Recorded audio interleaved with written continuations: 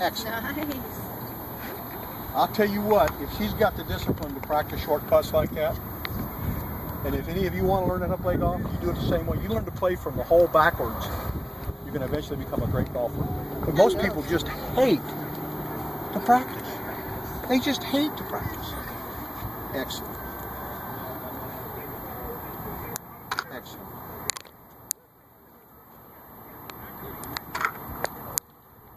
Good job. Nice. That's going to pay big dividends. Okay, now I want to show you a couple. Come here, let me show you something. Thanks.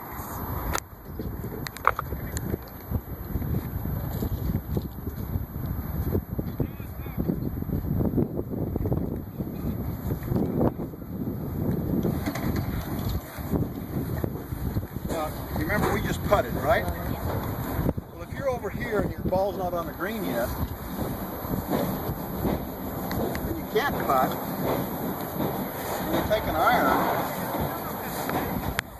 and you just hit it with a putting stroke, like this.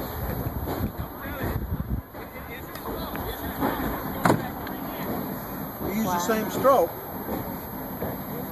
and you see by learning how to putt and then chipping the same way you putt.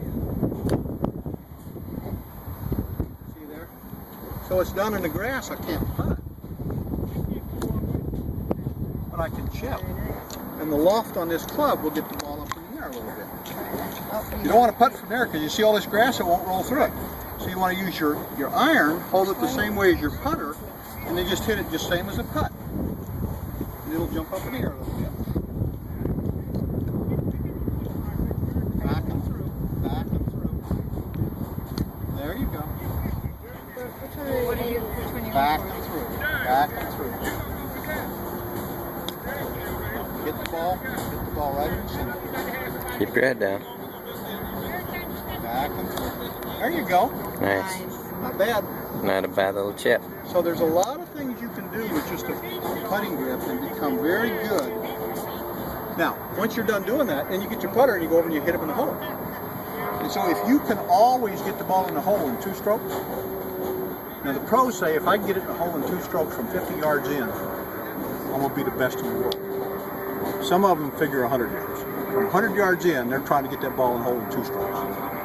And they can do it 80% of the time because they're that good with their short clubs and the short game. So what you do is you practice on figuring out how few strokes it takes you to get that ball in the hole from once you get up near the green, because anybody can figure out how to get the ball near the green. It's the wizards that can figure out how to get it in the hole. And this is a phenomenal. You can drop her off and let her practice for 8 hours. They got a restaurant inside. They'd love to see her. And they probably have kids' lessons too. I just built these the other day, so I got tired of playing with old clubs, so I just built me a new set of clubs. I haven't had the same set. So when you build them, what are you doing to build them? Putting the head on and the shaft. You have to